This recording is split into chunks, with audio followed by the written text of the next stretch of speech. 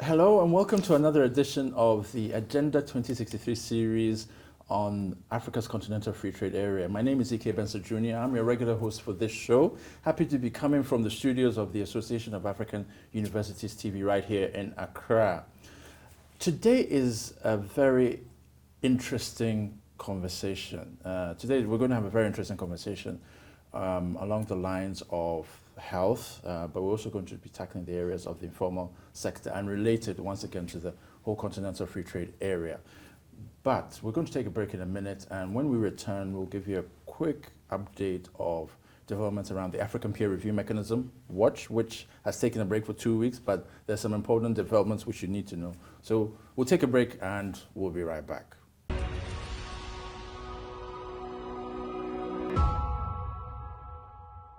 All right, so welcome back from the break.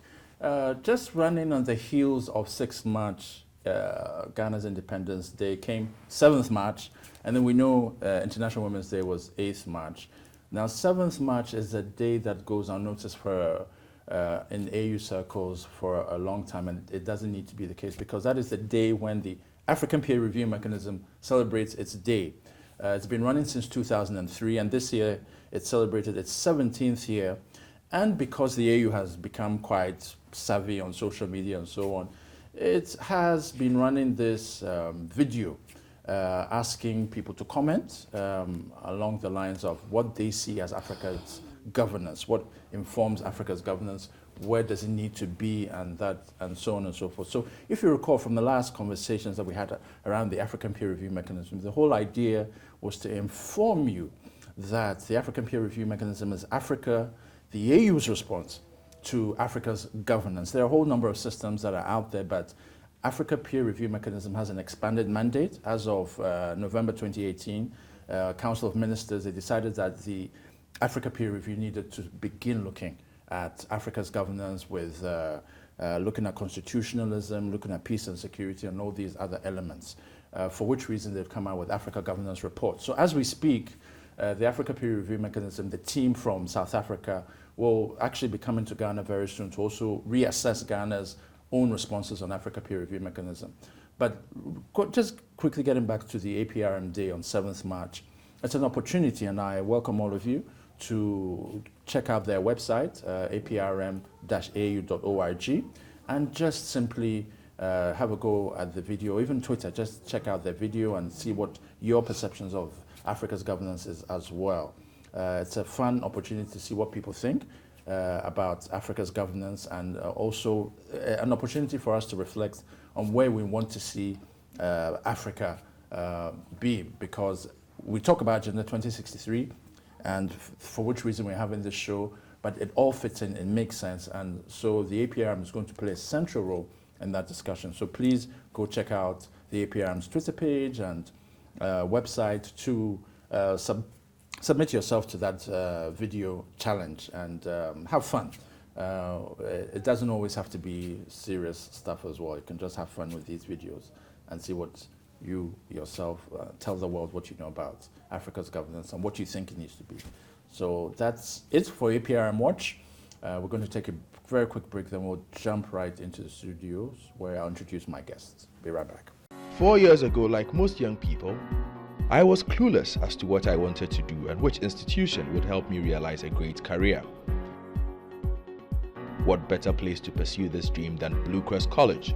With state-of-the-art lecture halls and experienced lecturers, as well as equipped computer labs, Blue Crest is indeed the right starting point.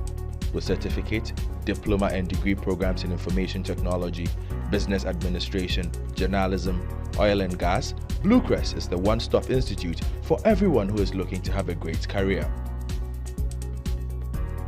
Enroll now. Visit www.bluecrest.edu.gh or call any of the numbers on the screen. Blue Crest College. Education for life. All right, so welcome back from the break. Like I said from the outset, today's is a very topical and timely conversation because we are right in the thick of discussions around the coronavirus. Yesterday, the World Health Organization talked about the whole coronavirus being a pandemic and came with conditions and so on and so forth. But I'm not the expert here. I have my guest, who's a health economist, Dr. Abena Antwi. And later in the conversation, we'll be talking a little bit about her book as well, which she will tell us give us some insight into. But today's edition really is just to have a one-on-one from her as a health economist, her perceptions around health as we move towards the continental free trade area, but also a little bit about the informal sector, our traders, cross-border traders, all these, which we have a lot of, and they're not going to go away. What do we do with them now that AfCFTA is here, and also the impact of the health sector in that conversation as well. So welcome once again, Dr. Abena Antwi. Maybe you can tell us briefly about yourself, and then we'll dive right into the whole discussion. Thank you. Thank you for having me here. All right. My background is in policy planning, business administration, and health economics, of course. Okay. I've worked in both the private sectors, private sector and the public sector. Okay. I've worked a bit with the Ministry of Health as a consultant. Okay.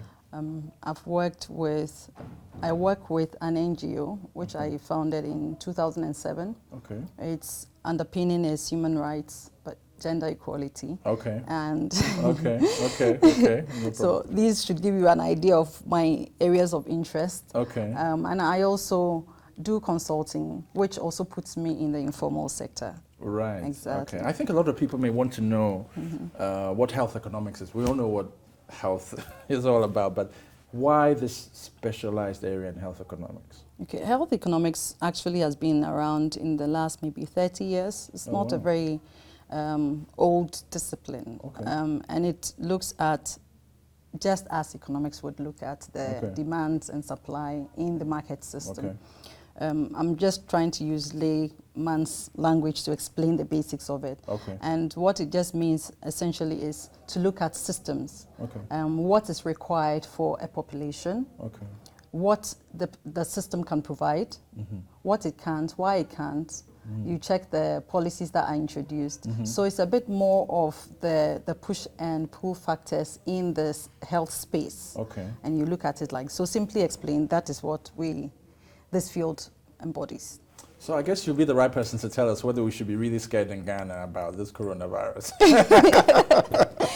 Actually, until yesterday, I was going to make a trip to France. Until yesterday. So as much as it's a bit scary, I feel with appropriate preparation, which I think health authorities are doing quite a bit in educating the population on, we should be able to survive this.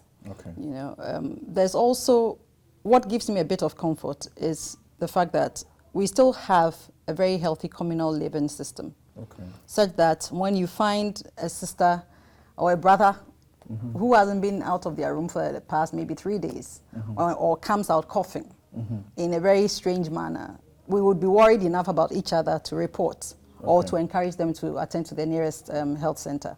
You know, so we should not necessarily be scared, but we should be alert. I think that's a more appropriate word to use. And in your view, is this a bigger case than Ebola ever was in 2014 when it started? Well, this is, for it to be declared a pandemic, obviously makes it a bigger problem. Yes. You know, Ebola didn't give us the scare of a whole country being Italy shutting everything down. It didn't give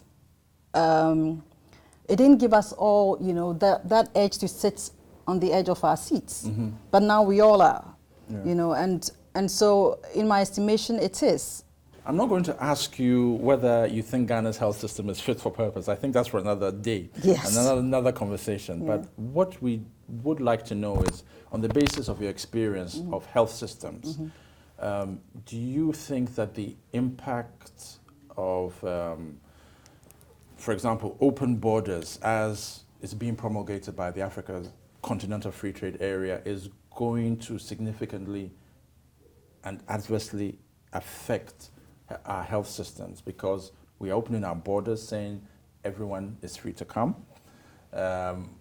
Now, if you're free to come and I look at my corner and my corner is not offering me the best health service, why wouldn't I be free to move to another country and enjoy that? It's a normal thing to do. And sure, Africa's continental free trade area is important, and we want to do it well and take Africa to the next footing. But what do we need to do to reconcile being safe about these things with, making sure that we are well protected? It's it's an interesting question or observation. Yeah. But the issue is that we already have our various regional blocks. Yes, ECOWAS. We have ECOWAS, we have SADC, we have several which allow a level of free movement. Yes. But the AfCFTA gives us the assurance that you don't necessarily have to sign on to every part of the AfCFTA. You need to be comfortable with, for instance, the free movement of persons, which not every country has signed. Yes. You understand? About 12 countries so far. Exactly. Yeah. So, despite the fact that we have an ultimate objective of having a unified market for the continent, we have the objective of putting us all together to having synergies in our policies in terms of economic growth, generally looking at how the continent would perform so we can stand on our own and give a lot of benefits not only to our continent but to the rest of the world. It's a bit of a call for a level of protectionism, if you'd ask me, because not all the countries which have signed on have improved or advanced health systems. Okay. And of course, that means that if somebody is dying, the person would want to obviously either move to stay in one country or move freely to enjoy the benefits of their health system. What does that so in one breath, that's the demand. Yeah. Would we have a seamless supply of health care to everybody in our country and to external people? Yes. We need to ask ourselves these questions. And so for me, this after space is going to be an interesting one to watch because whilst we want the benefits of this unified front, we also are careful to maintain our sovereignty and also to ensure that we don't get shortchanged in this agreement.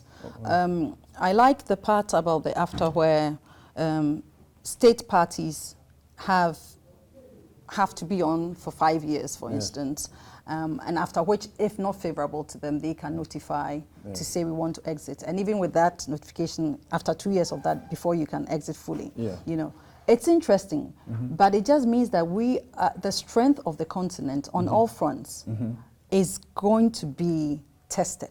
Yes. The Agenda 2063, there are aspects of it that talks about integrated health systems, talks about the social determinants of health, which I love. I did a bit of research on that. And it just means that, you see, we need to go back to the causes of the causes. Okay. Why will it be, for instance, that perhaps, let's say, Togo is unable, we have a lot of Togolese coming to, let's say, and this is an example, to enjoy our national health insurance policy, for instance. Why would we have people smuggling a lot of things into the system?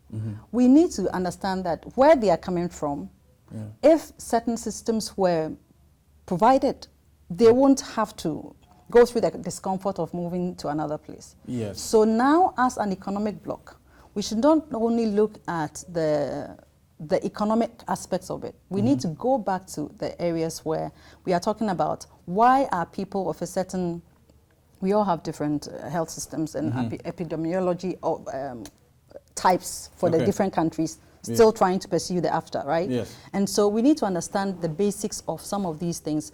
What is driving people to come and seek a particular service? Yes. You understand? And so that's what I'm saying, that we should go back to the discussion of the causes of the causes. And so it should not be lost on us as a continental or as an economic bloc that it's only the economics that we are seeking. The social part is critical because we are not only going to be opening up for only trade. We are going to put enormous pressure on the various health systems on the various infrastructure. And by the way, infrastructure is one of the areas which has been found as very deficient in this whole AfCFTA space.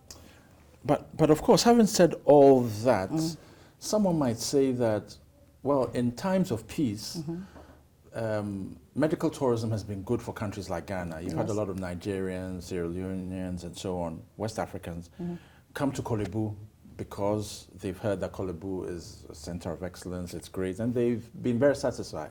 Yes. And it's also been good hard currency for Korle Bu because obviously they will pay higher fees than the average Ghanaian would pay to attend Korle Bu, with all the deficiencies that come with going to Korle Bu anyway, as a Ghanaian.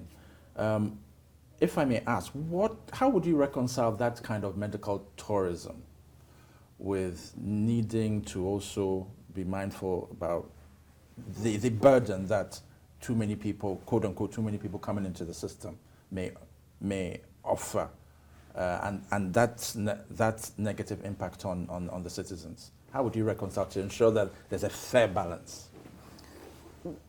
I have had my fair share. In the last 18 months, I've had, or maybe 12 months, I've had an interesting experience at Korle Bu. Okay. Where first-hand experience of being a caregiver to family members seeking healthcare, and the pressure on the system is too much. Okay. So I'm looking at it in terms of the negative now, where the facility. I mean, Korle Bu was built in 1923, for goodness sake. Yeah.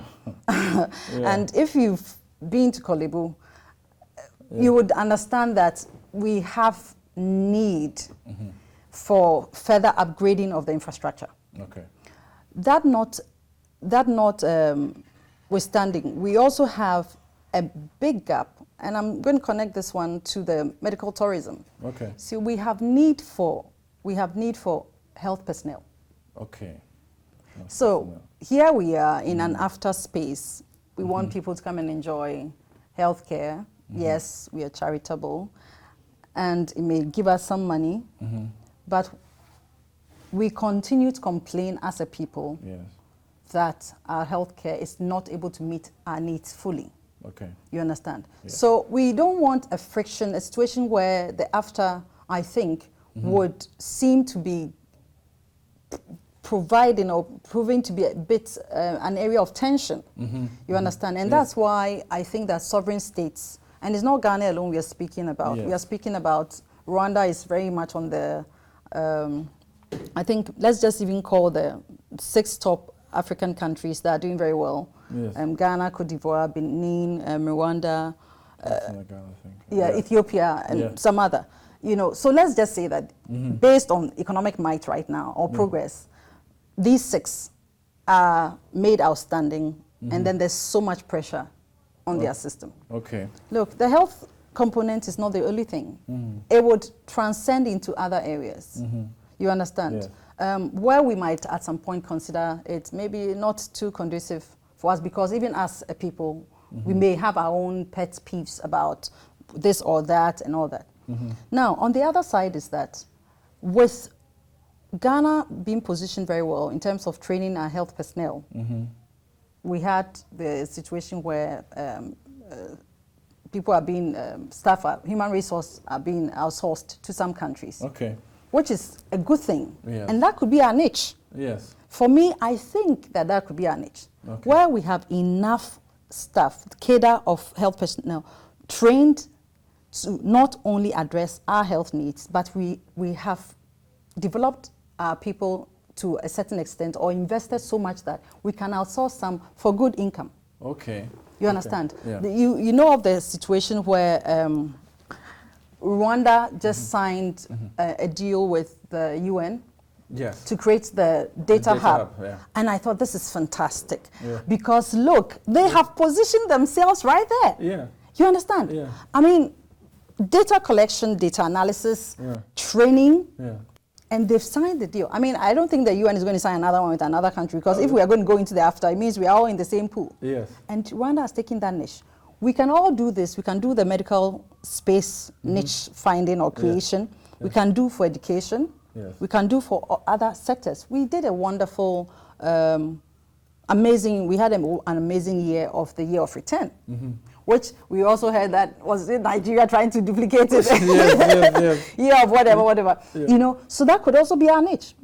And I know that Ghana is in the process of still working on the Ministry of Trade. I think it's in the process of trying to finalize, well, by December 2020, the intellectual property rights and then investments part. We have all that as a country. Do you remember maybe about 2-3 years ago where the creative arts people were complaining about their songs and how to protect their songs? Yes. For instance. And we're going to take a break in a minute, and we'll revisit that issue about creative arts. All right.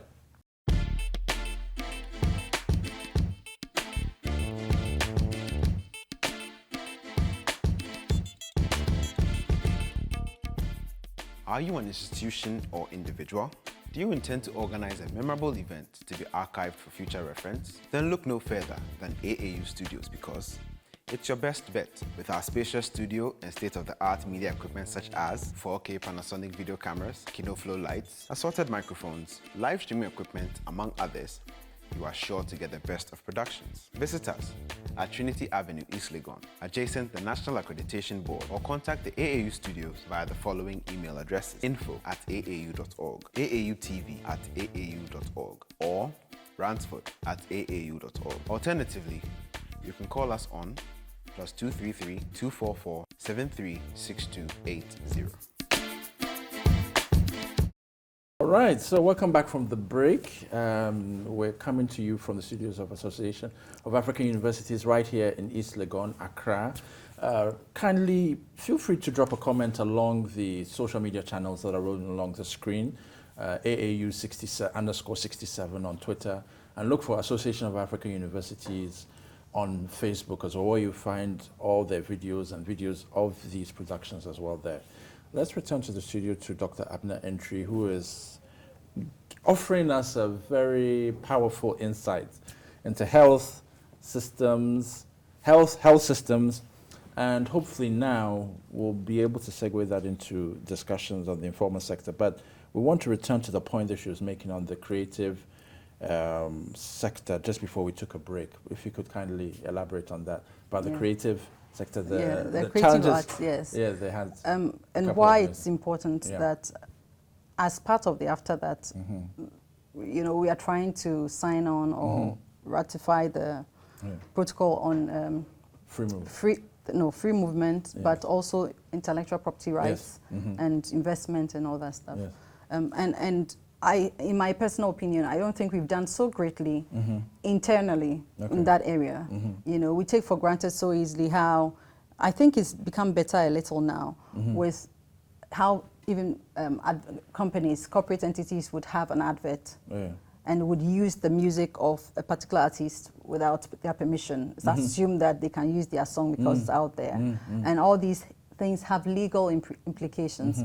Now, putting that in context, and now with a wider view of the AfCFTA, and which I'll connect to the previous comment I made in terms of finding our own niche, you know, and holding on to these niches that we'll create, you know, because everybody is going to, because the, you know, the competitiveness law or whatever too is one of the things we have to look at. Yeah, the competition policy. Yes. So in that space, everybody has to find where their strengths are.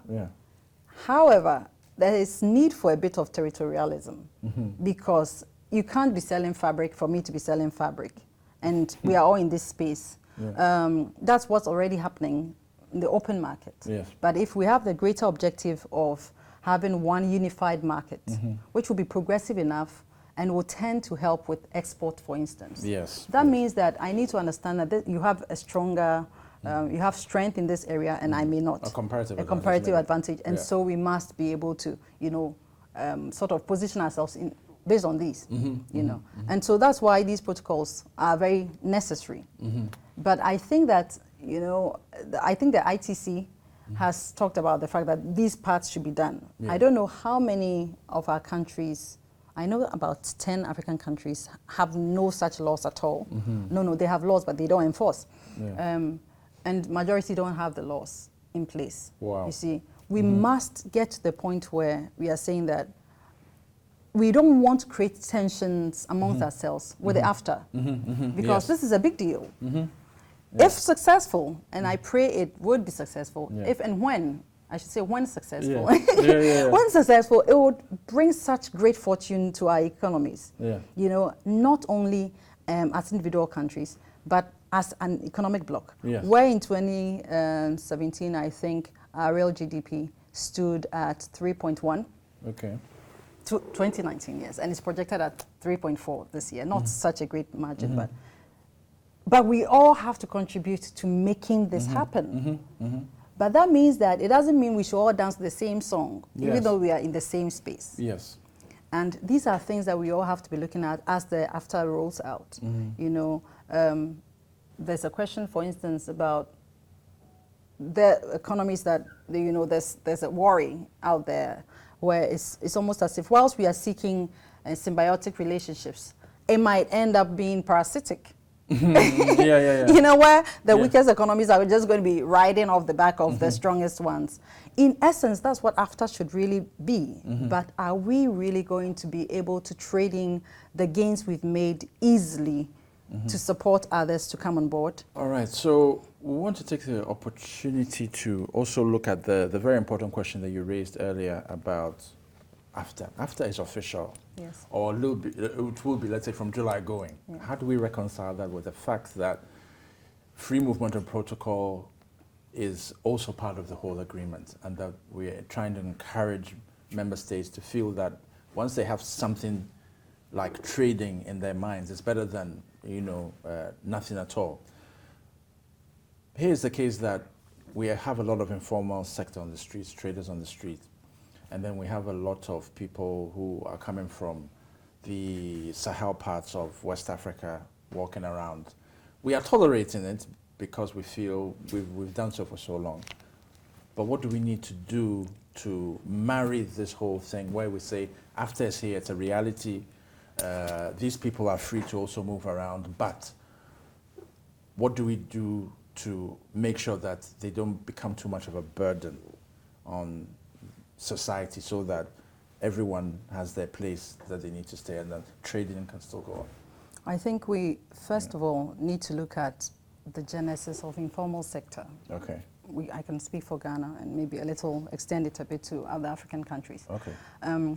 Where our relationship with the World Bank and the IMF put us in a space where we had to undertake retrenchment. Okay. So look at it from the 80s coming down. Okay. We've had different retrenchment exercises which put huge numbers of people at home.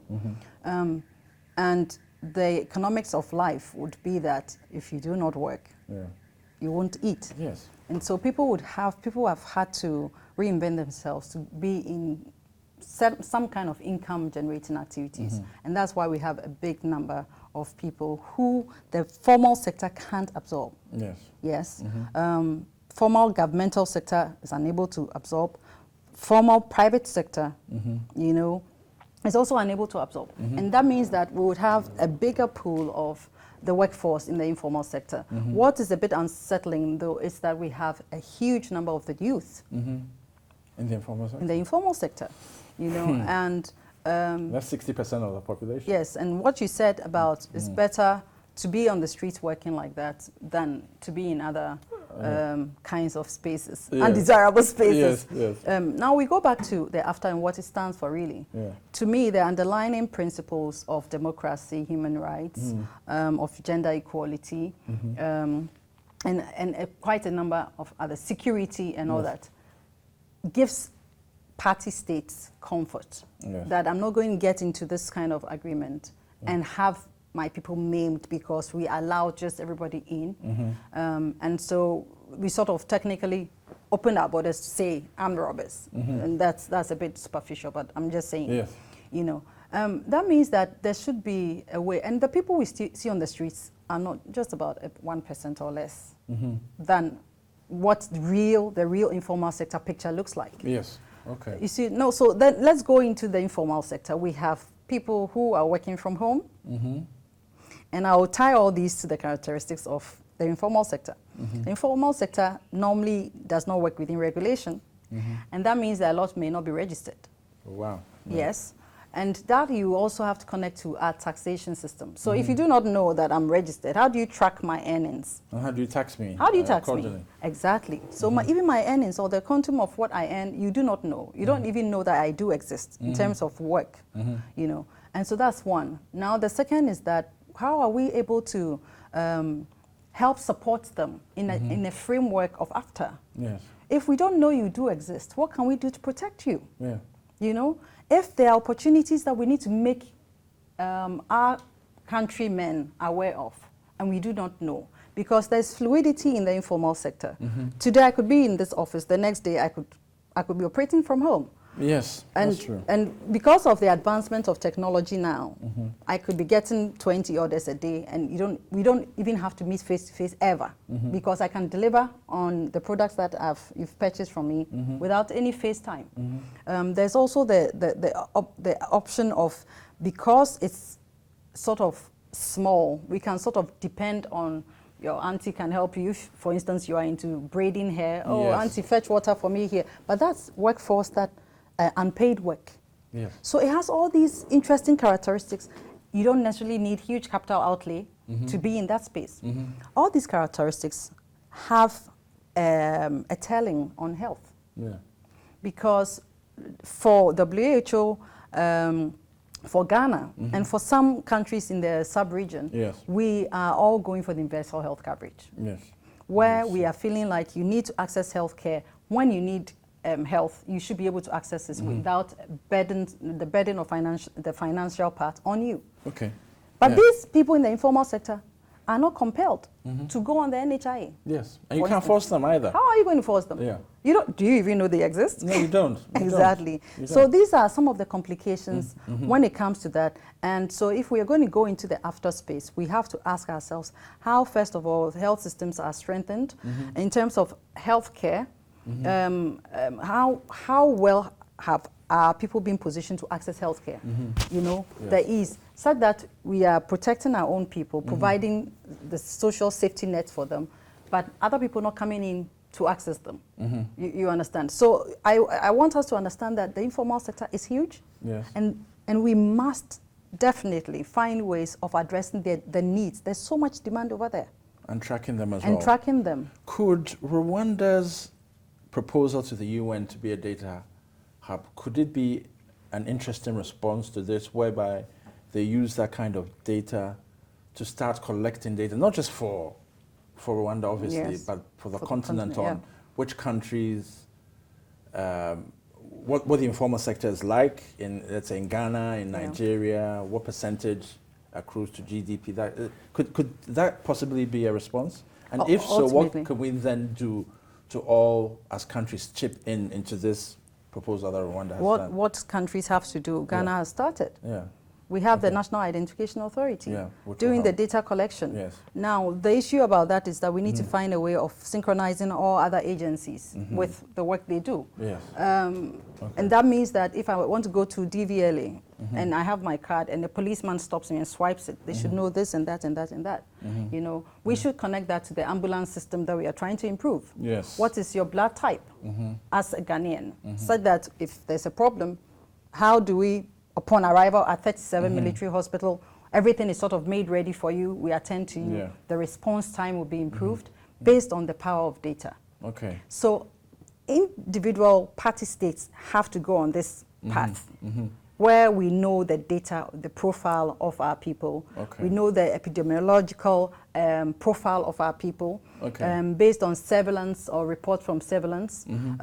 We know the hotspots for certain diseases, you know, we know what is expected of, or the kind of investment that we need to be at par with other advanced economies. So if we are starting from the micro, where I believe Ghana has started, but we need to improve. Scale it up. Scale it up. Each country, each party state, if we were doing it like that, would eventually make that data hub by the UN in Rwanda, make it easier. Because you want data on Ghana, we have it. We want data on Senegal, we have it. We have so that is a powerful tool, but we need to start from somewhere. You know, we haven't achieved 100% for a National Identification Authority. At all. Yes. Our national health insurance, in terms of access, in terms of signing up, we haven't achieved 100%. We are still struggling with the 40%, you know. And 40% of Ghanaians really isn't that great. You're right. Yeah. So in wrapping up this whole conversation, I think that we can now very quickly get an important insight into your book. Yes. Tell us a little bit about your book.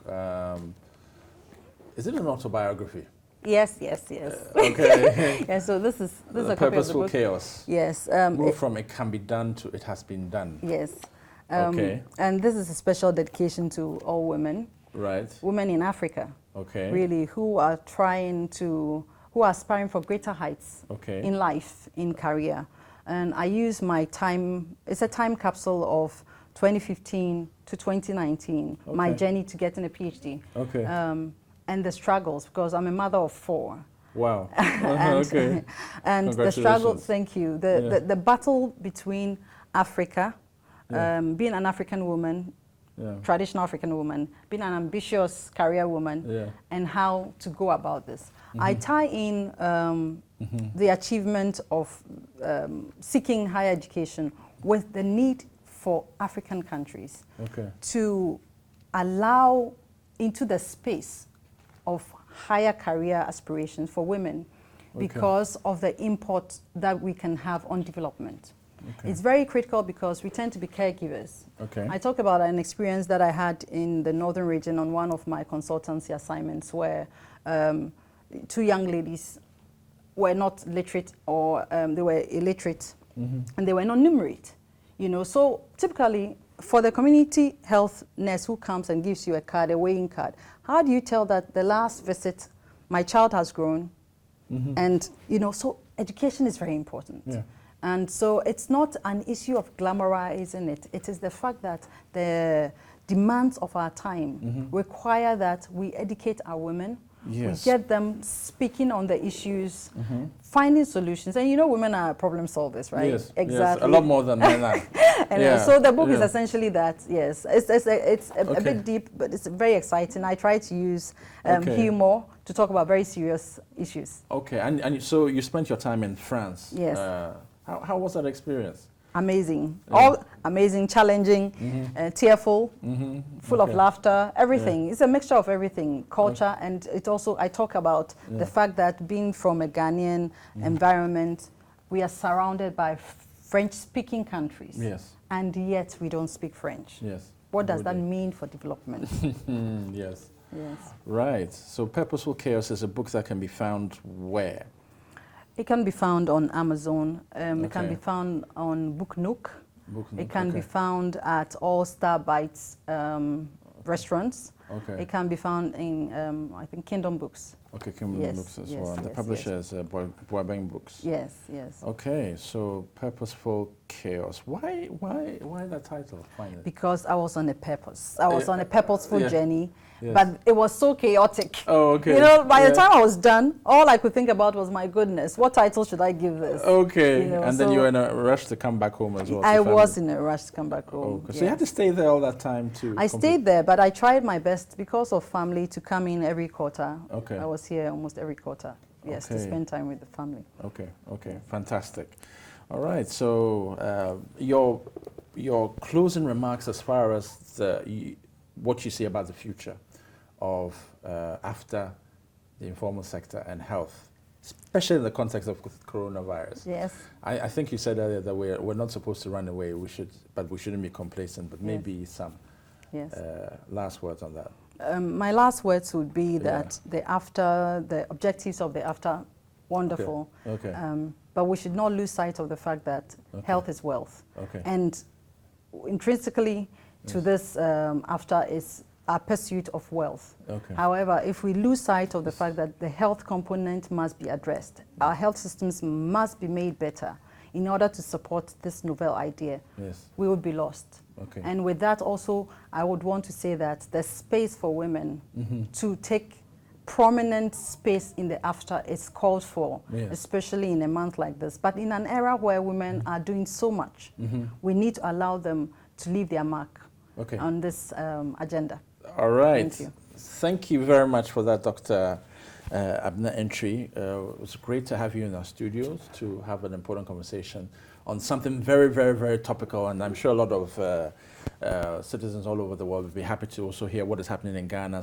Those who feel that Ghana and Togo, I'm not quite sure whether Ghana and Togo are the same country, and therefore we are suffering from coronavirus. Health is wealth is, I think, the most important thing that we need to leave this conversation with, and as after comes up as well, feel free to leave your comments, suggestions, and also express your fears on what you think we need to do as ordinary citizens and also as young people to make sure that AfCFTA works well for the continent and we don't start having other Brexits or different variations of that around the continental free trade area. So thank you once again for coming our way. It was great to speak to you on this beautiful day. We hope to hear from you and have comments from you. We'll speak to you next time. Thank you for your time. Have a great day. Goodbye.